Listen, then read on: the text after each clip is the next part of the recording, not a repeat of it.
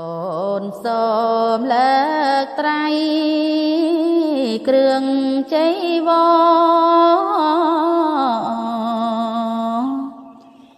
ដៃកូនលើកត្រជូនចំពោះអើយនៅគ្រឿងបរិការសពទាំងអង្គរូបកូនស្ម័គ្រស្មងអើយសូមលើកថ្វាយអីលើថ្ងៃនេះកូនអោនកាយគោរពក្រាបថ្វាយដោយពេញចិត្តណែបងប្អូនទាំងឡាយមកជុំ